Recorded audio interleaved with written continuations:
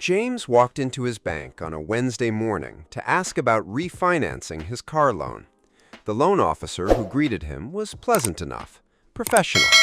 She took his information, pulled his file, and spent the next 12 minutes explaining why the terms he had been offered were essentially the best available to someone in his current financial position. The meeting ended politely. James left with the same rate he came in with. 3 years later, James walked into the same branch, same haircut, same jacket, same car in the lot outside. The difference was that his net worth had crossed a threshold the bank could see on its screen. The branch manager came out personally. The loan officer from 3 years earlier appeared with coffee. The conversation moved quickly. The terms were noticeably better, and two people who had been professionally indifferent to his existence during a previous visit were now invested in whether he was satisfied with his experience. Same James, different number on a screen. Nobody tells you about this part. The personal finance content you consume is almost entirely about accumulation, how to save more, invest better, build the accounts. What almost nobody explains is that at 3 specific points along the wealth-building journey, the way people, institutions, and systems interact with you changes in ways that are real, measurable, and in some cases, deeply uncomfortable. This video is about those 3 levels, and about a 4th reality that sits underneath all of them, the thing that makes none of it feel like enough, even when the math says it should. Before the levels themselves, the framing that makes all of it land correctly. When you hear that the average American household net worth sits above $1.5 million, your instinct is probably one of 2 reactions. Either you feel significantly behind, or you find the number implausible based on everyone you know. Both reactions are partially correct because the average is almost meaningless as a benchmark. The median net worth, the household sitting exactly in the middle, with half of all households above and half below, is somewhere around $190,000. The average is pulled dramatically above that by a small number of households with net worths so large they distort the calculation for everyone else. Measuring yourself against the average is like measuring your height against the average height of a room that contains several NBA centers. The number is technically accurate and practically useless. The median is the honest map, and the honest map shows that most American households are operating with thin financial margins, limited cushion against disruption, and almost no buffer between their current income and the edge of a genuine crisis. The levels we are about to discuss represent real transitions within that map, points where something measurable changes in how the financial world relates to you. Level 1, $100,000. The math flips.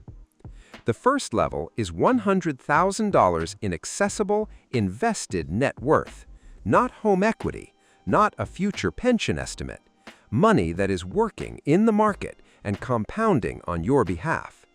This number gets dismissed because it does not feel like a milestone in any culturally recognizable sense. Nobody throws a party at $100,000. It does not buy a yacht in any city. It is barely a down payment in certain markets. And yet, Charlie Munger, Warren Buffett's longtime business partner and one of the most analytically precise investors of the 20th century, described crossing this threshold as the hardest and most important financial achievement a person can make. His advice was direct: do whatever is necessary to get there, because the experience of the journey changes completely once you do. The mathematics explain why he was so precise about this threshold. Money compounds at a fixed percentage regardless of the base amount. At 7% annual returns, a reasonable long-term market assumption, money doubles approximately every 10 years. That doubling timeline does not change whether the starting balance is $10 or $10 million. But the absolute dollar result of the same percentage applied to larger numbers is where the experience diverges completely. $100,000 growing at 7% generates $7,000 in a year. That's meaningful, but not life-altering. $1 million at the same rate generates $70,000, more than the median American individual earns from full employment. $5 million generates $350,000 annually, arriving without labor, without presence, without any decision beyond the original allocation. The percentage is identical. The amount of your life required to generate each result is radically different. This is why the first $100,000 is the critical threshold, not because the number itself is significant, but because crossing it marks the point where compounding begins contributing meaningfully to your progress, instead of merely supplementing your manual saving effort. What changes at this level in terms of how people treat you is honestly not much, and that's precisely the point. $100,000 removes you from the group of Americans who cannot absorb an unexpected expense, a genuinely large population. It means the next car repair, the next medical bill, the next appliance failure arrives as an inconvenience rather than a crisis.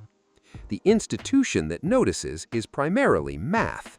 Compounding, which has been working slowly and modestly in your favor since you opened your first investment account, begins to genuinely help rather than merely participate. The teller at James's bank does not treat him meaningfully differently at this level.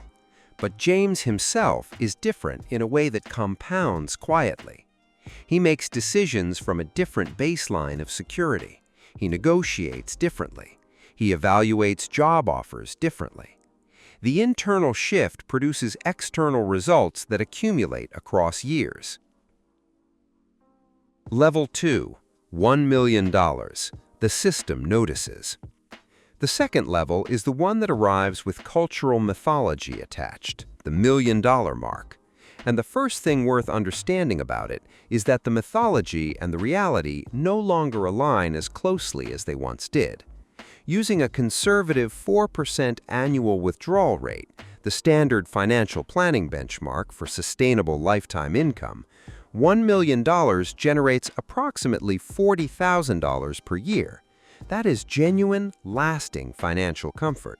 It is not the private jet and the Mediterranean villa that the cultural imagination has attached to the word millionaire since the mid-20th century.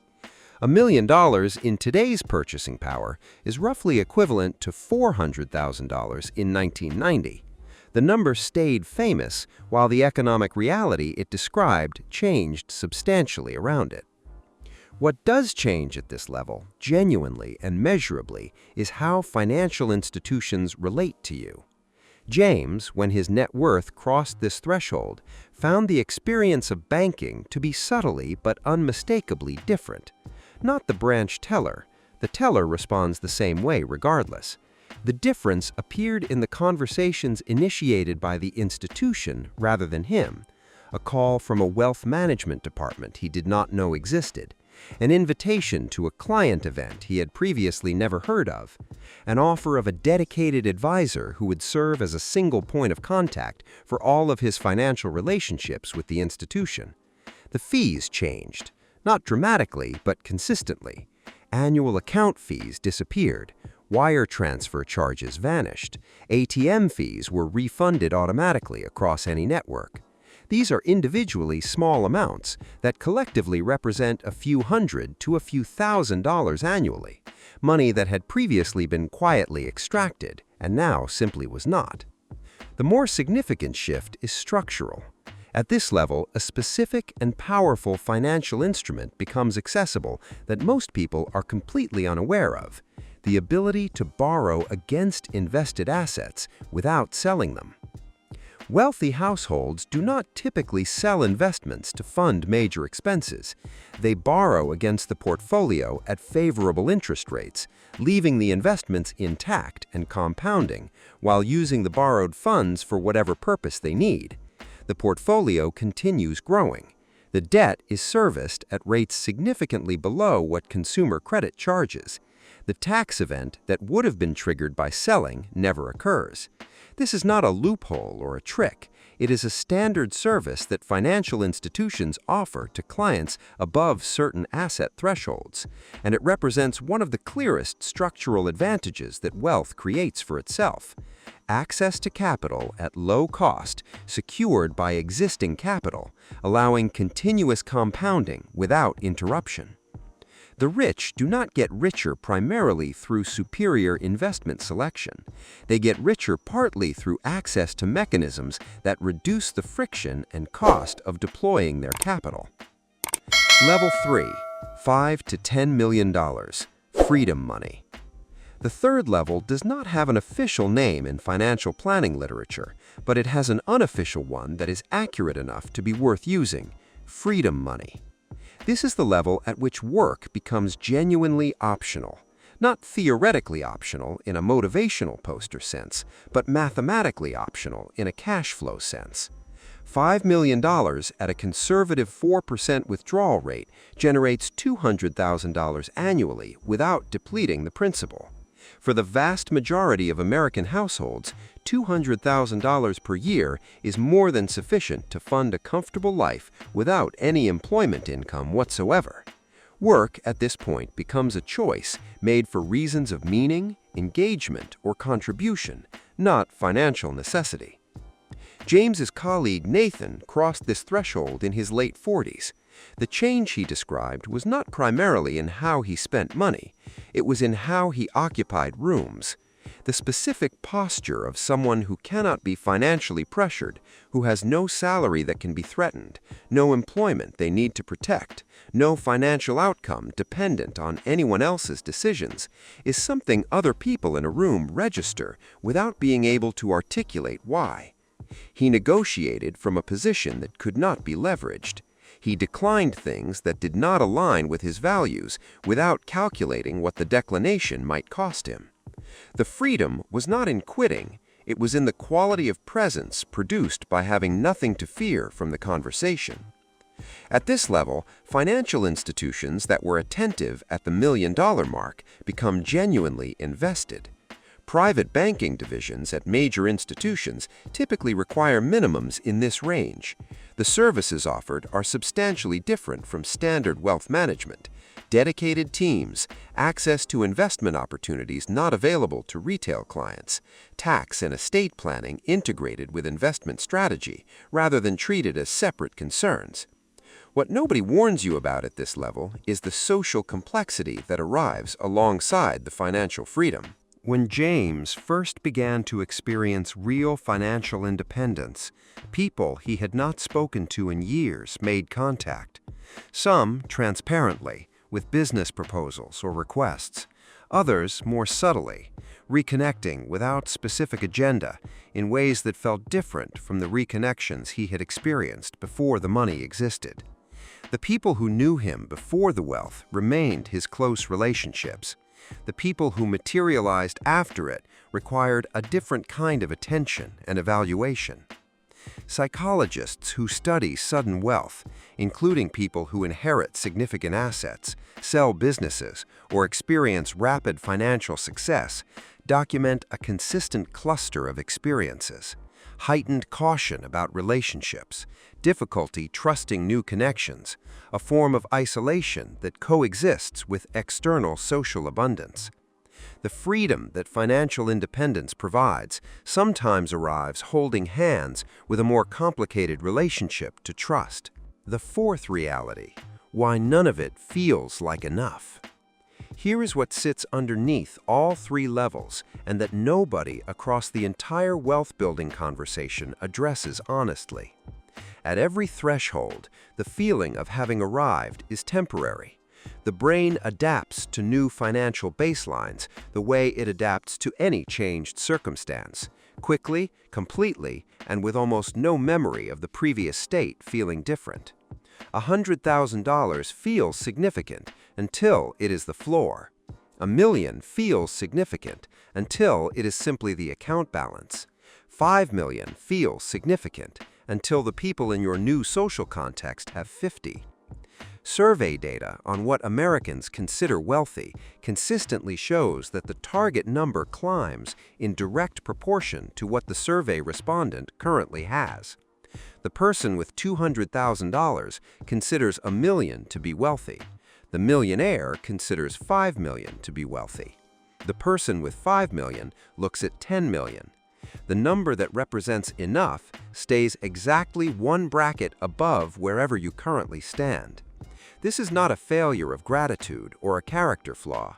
It is how human beings process relative position, not against an absolute standard, but against the visible reference group. The goalposts move because the reference group changes as you climb. This is the trap that wealth itself cannot solve, because the mechanism driving the dissatisfaction is social comparison, and more money produces access to higher social reference groups, not escape from the comparison itself.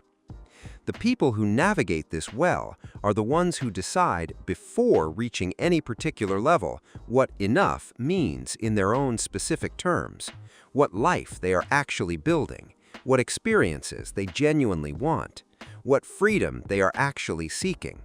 They defined a target that is personal rather than relative, cross it, and hold the line rather than allowing the reference group to drag the definition upward automatically. James, 3 years after that Wednesday morning at the bank with the unhelpful loan officer, understood something about that interaction that he had not understood at the time. The officer was not reacting to him. She was reacting to a number on a screen. The courtesy and attention he received during his later visit were also reactions to a number on a screen. The insight is not that institutions are shallow. They are operating rationally within their incentive structures. The insight is that none of those reactions, positive or negative, told James anything true about himself. The teller who learned his name was not recognizing something that had changed in him. She was recognizing something that had changed in the number. The first $100,000 is the level that is most within your control and most transformative in terms of what it does to your financial trajectory. It is also the level that requires the most of you, the most sustained effort, the most patience with slow progress, the most resistance to the friction of early-stage compounding. Everything after that is primarily the system being the system, rewarding the accumulation of capital with access to more capital at lower cost with better terms through cleaner mechanisms. Understanding how the system operates is not cynicism, it is clarity. And clarity, applied to your own specific definition of enough, is the only framework that actually produces the feeling that the money was supposed to provide all along. Pick the level that represents genuine freedom for your specific life. Build towards it with the knowledge of exactly what changes when you cross it. And then, this is the part that requires the most intentional decision of all, actually stop when you get there.